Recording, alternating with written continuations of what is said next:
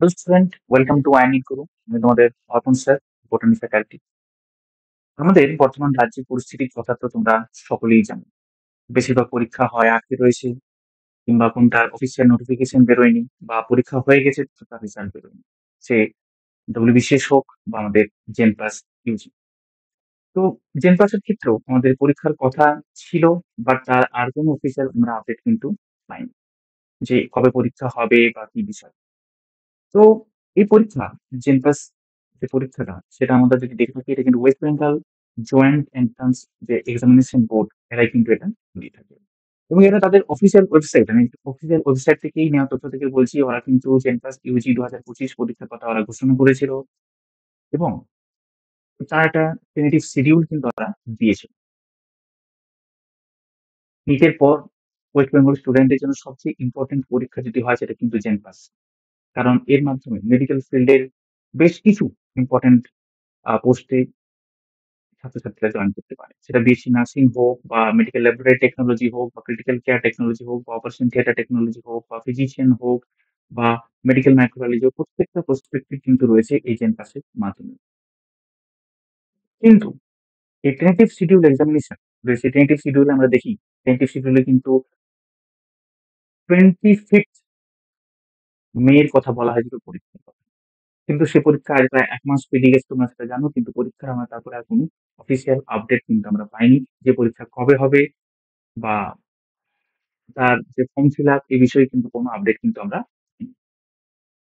এবং শুধু এই পরীক্ষা হোক বা ডব্লিউবিজেই পরীক্ষা হয়ে গেছে কিন্তু রেজাল্ট বেরোয়নি। এই সমস্ত প্রসপেক্টিভ, এই সমস্ত কিন্তু এই যে প্রসেস গুলো আটকে রয়েছে, তার পেছনে কিন্তু মেইন কারণ একটাই, যেটা আমাদের সকলেরই জানা, সেটা হচ্ছে ওবিসি কেস।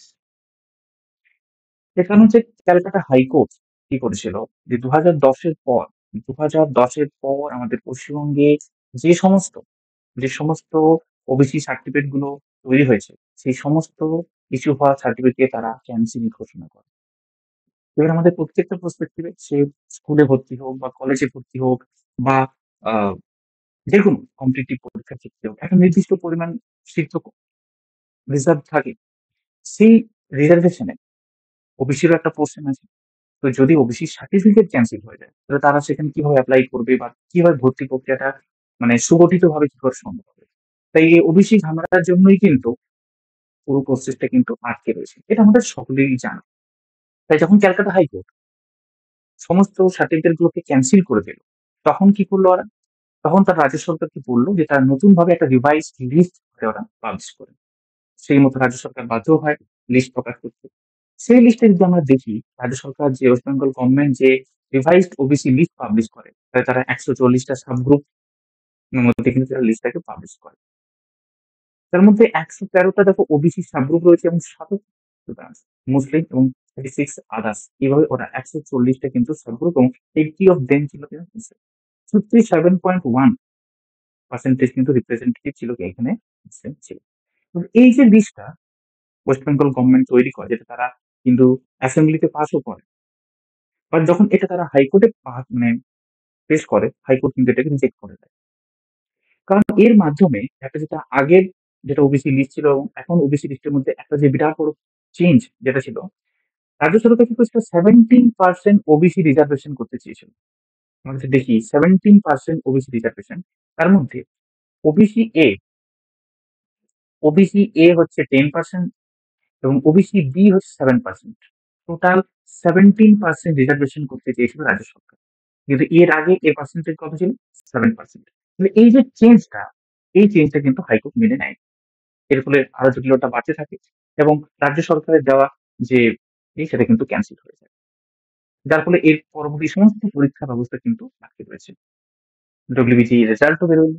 আর এই যে পুরো প্রসেসটা আটকে রয়েছে, এই সমস্যার সমাধান কখন হবে? যতদিন না ওবিসি কেসে কোন একটা সুগঠিত রেজাল্ট বা পাবলিশ হচ্ছে, ততদিন কিন্তু এটা হয়তো পসিবল হবে না। এই জন্য ডব্লিউবিসি রেজাল্ট যেটা 5th জুন বেরোনোর কথা ছিল, সেটা এখন আটকে গেল। এদিকে যশোর কাউন্সিলিং কিন্তু স্টার্ট হয়ে গেছে। তোমার যদি দেখে থাকো যে অল ইন্ডিয়া লেভেলের যে এনআইটি বা আইআইটি তে ডব্লিউবিজে মানে ডব্লিউবিজেই রেজাল্ট বেরোবে, কিন্তু যেটা অল ইন্ডিয়া যে জয়েন্ট এন্ট্রান্স, যেটা যেই মেন্স বা যেই অ্যাডভান্স এর পরীক্ষা হয়েছিল, তার রেজাল্ট বেরিয়ে গেছে, এবং সেই সাপেক্ষে কিন্তু কাউন্সিলিং কিন্তু শুরু হয়ে গেছে। এর ফলে অনেকেই যারা ওয়েস্ট বেঙ্গল জয়েন্টের উপর ভরসা করে যে ছাত্রছাত্রীরা, তারা নিশ্চিতভাবে এখন হতাশার মধ্যে আছে তারা। তারা কি করবে বুঝতে পারছে না।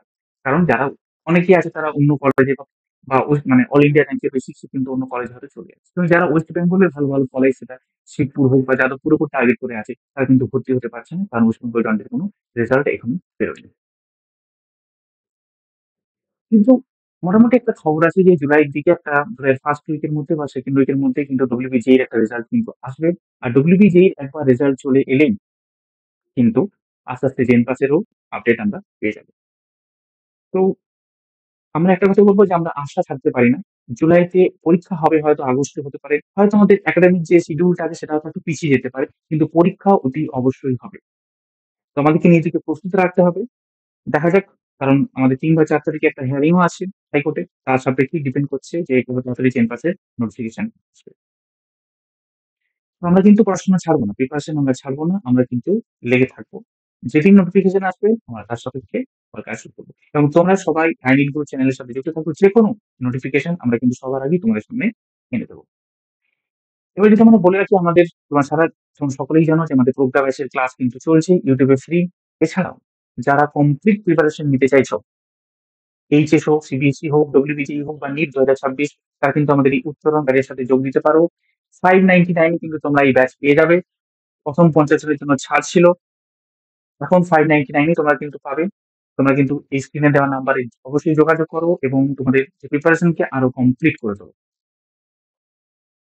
এছাড়াও যারা 2025 এ নিট দিয়েছো এবং যাদের মোটামুটি একটা র‍্যাংক আছে, যারা কাউন্সেলিং করার কথা ভাবছো, তারা কিন্তু অবশ্যই যোগ দিতে পারো। আমাদের কিন্তু মেডিকেল টিম যারা অলরেডি সিলেক্টেড মেডিকেল কলেজে পড়ছে এরকম টিচাররা তারা কিন্তু এখানে কিন্তু পুরো প্রসিডিউর তোমাদেরকে দেওয়া হবে। পুরো একদম রেজিস্ট্রেশন থেকে শুরু করে অ্যাডমিশন অব্দি পুরো পদক্ষেপে আমরা তোমাদের পাশে থাকবো।